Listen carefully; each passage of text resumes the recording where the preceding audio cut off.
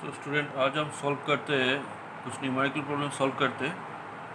तो इसमें आपको दिया गया है कि the vapour pressure of pure benzene at a certain temperature is this. तो प्योर बेंजीन वाला ये वेपर प्रेशर है। तो ये हो गया आपका P1 नॉट। ये non volatile non electrolyte solid weighing 0.5 gram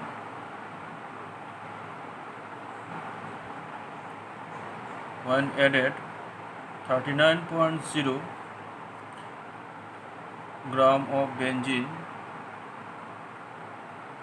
and when added to, I think added to is missing there, 39 gram of benzene with molar mass this, the vapor pressure of the solution then become this bar. What is the molar mass of the solid substance? आपको क्या क्या दिया गया है उसको देखना पड़ेगा। तो when a non-volatile solid weighing this gram, तो this is your W2, weight of the solute. This is W1 and this is your M1. Vapor pressure of the solution, then this is vapor pressure of solution, this is P1. What is the molar mass of the solid substance? So from that you have to find rest of the things. So this is can be written as P1 or P also. So keep it P1, no problem. So what we have, the vapor pressure of pure benzene means P1 naught is this. A non-volatile solute added 0.5 gram W2. This is your W1, this is your M1, and this is your P1. So if I take that one diagrammatically, if this is your benzene C6H6 and its pressure is P1 naught, the value is 0.85. Now on addition of solute weighing 0.5 gram, this solute you have added. So this is solute is always represented by W2, and then after that the resulting solution vapor pressure is P1 is equal to 0.845. That part is clear. And another point is given, the benzene molar mass is given. Molar mass, for benzene we have 39 gram is the given mass, molar mass is 78 gram. So this is your W1 and this is your M1. So student, these things we have in this question. So इसको कैसे करेंगे कि हमारा formula क्या था, last day हमने formula याद किया था आपका P1 naught minus P1 by P1 naught is equal to W2 into M1 M2 into W. So ये है आपका formula. You just put all these values और आपको निकलना क्या है, निकलना मैंने what is the molar mass of solid substance. तो हमने जो ऐड किया था इसका मोलर मास क्या है, इसका मोलर मास है M2 equal to question mark. तो आपको पूरा क्वेश्चन से ये M2 निकलना है. रेस्ट ऑफ द थिंग्स आप ऊपर देख देख के बैठा दीजिए. इसको P1 नोट में जगह पे ये आएगा, P1 के जगह पे ये आएगा, W2 M2 all this things are there. आप कैलकुलेट कीजिए और M2 का वैल्यू जितना आता है आप करके मुझे बताइए कितना आता है. क्योंकि ये सारा चीज़ जो क्वांटिटी से ऊपर में हमने जो पिक्चर किया है उसमें दिया हुआ है। ऐसा ही एक प्रॉब्लम आप ये सॉल्व कीजिए होमवर्क में। ये अभी इसको देख के आपको खुद लिखना पड़ेगा। इसमें बोला है कि 2% नॉन वोलेटाइल सोल्यूट, सोल्यूट है 2 ग्राम, तो ये सोल्यूट का मोलर मास निकलना है लास्ट में। और इसमें दिया है an aqueous solution of solute exerts the pressure of Otto bar at normal boiling point of solvent.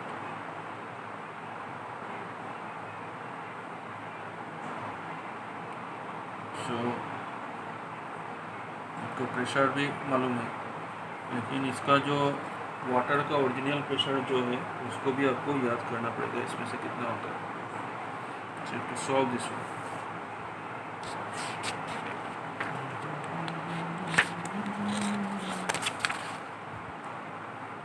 Next में दूसरा टॉपिक जो हम शुरू कर रहे हैं इसमें है elevation of boiling point. Boiling point कितना चढ़ता है अगर कुछ आप सॉल्ट दे दे सॉल्वेंट में। आपको एक बात मालूम होगा कि अगर हम वाटर में बिना नमक का दाल या कुछ बॉयल करने के लिए रखे तो नहीं होता है बॉयल। तो अगर इसमें नमक दिया जाता है, if you add some salt into that one is boil. तो नमक देने के बाद क्या होता है, बॉइलिंग पॉइंट रेज कर जाता है। नॉर्मल वाटर का जैसे कि बॉइलिंग पॉइंट है 100 डिग्री, लेकिन सी वाटर का बॉइलिंग पॉइंट है 104 डिग्री, क्योंकि इसमें लवण रहता है। तो देखिए आप, the boiling point is that temperature at which the vapour pressure is equal to the atmospheric pressure. तो बॉइलिंग पॉइंट का तो डेफिनेशन ठीक है।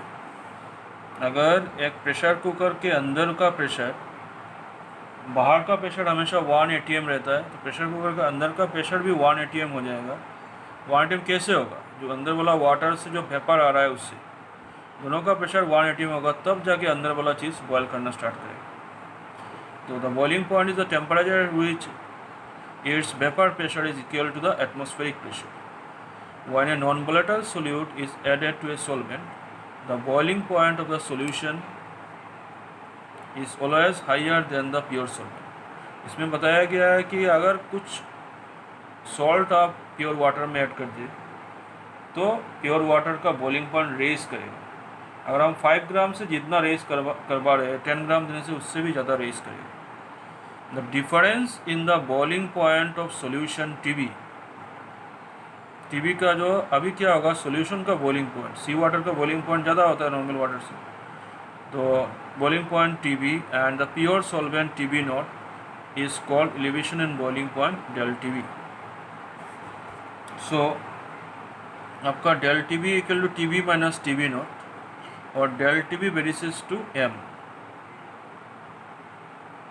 M का मतलब होता है आपका मोलालिटी, तो this is some constant KB into M होगा आपका। तो KB where KB is the molal elevation constant. तो इसको ऐसे ही रखते हैं, अगर हम KB रख दिए इसको, तो what is the molality? Molality equal to number of moles of solute, मतलब given mass of solute by molar mass into mass of solvent in kg।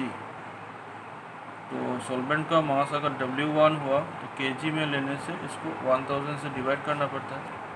So this is what is called your del TB is equal to KB into W2 by M2 1000 by W1। इसको याद रखिए आप लोग, ये formula है important. अगर हम देखते हैं इसको, एक ग्राफ बनाते हैं, vapour pressure, temperature and kelvin, ये 1 atm वाला लाइन है, तो इसमें आने से कोई भी चीज़ बॉयल करता है। तो this is your TB not, this is your TB।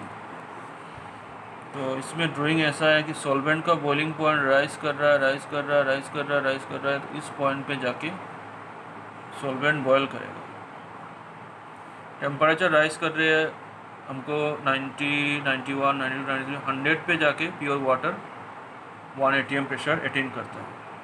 लेकिन अगर आपका सी वाटर रहा वही वाला लाइन क्या होगा, धीरे धीरे धीरे धीरे धीरे धीरे धीरे धीरे ज़्यादा टेम्परेचर में जाके ये अटेंड करेगा, बॉयल करेगा। सो इन दोनों के टेम्परेचर के बीच में जो डिफरेंस होता है, this is your delta V. सो इसको ग्राफ भी चाहिए।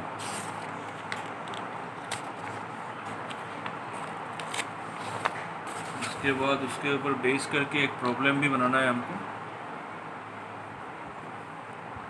सो फिर बेंजीन दिया हुआ है तो प्रॉब्लम नहीं है। The boiling point of benzene is this.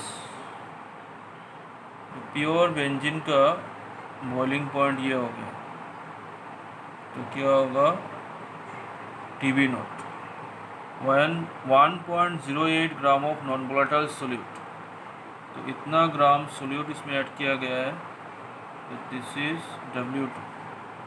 Non volatile solute was dissolved in 90 gram of benzene. This is W1. The boiling point is raised to this. This is your TB. Calculate the molar mass of solute. Molar mass of solute मतलब आपको M2 निकलना है। For benzene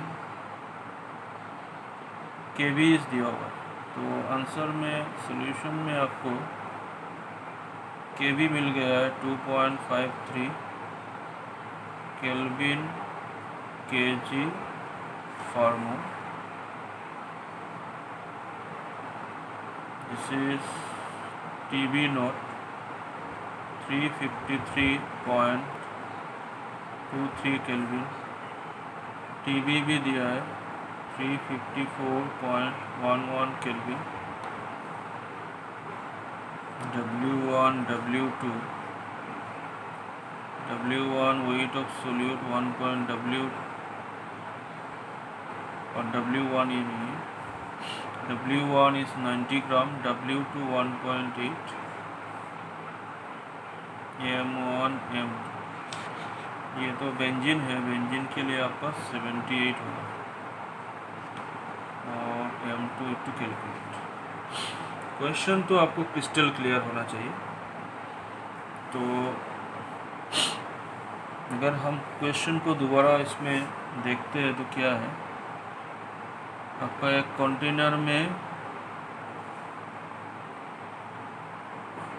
benzene रखा हुआ है C6H6।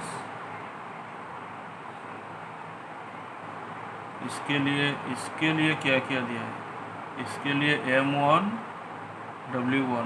M1 तो 78 है, carbon 6 जो कैलकुलेट करना है, 612 जो 61 जो, और वेट ऑफ बेंजीन दिया हुआ है आपका, क्वेश्चन देख लीजिएगा, वेट ऑफ बेंजीन दिया हुआ है आपका 90 ग्राम। देन इसमें हम ऐड कर रहे हैं सोल्यूट,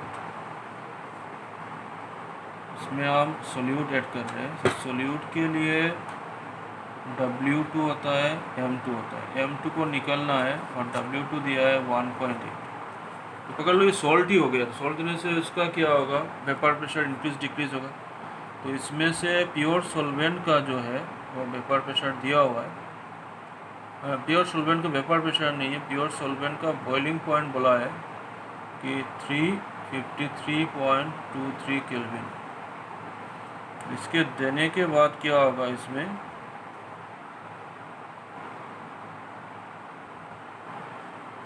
इसको अगर देंगे तो क्या होगा, इसको राइज करेगा बॉइलिंग पॉइंट।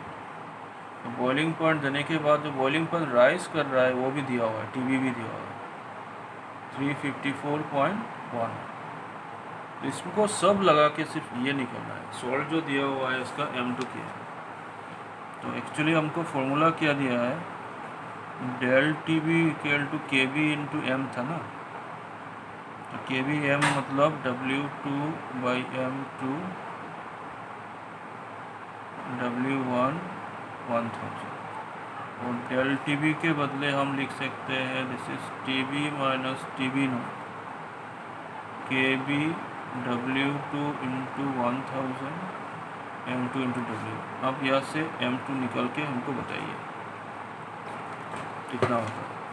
तो नेक्स्ट क्लास में इसको सॉल्व कीजिए, सॉल्व करके बताइए कितना होता है। इतना तक रहने देते हैं।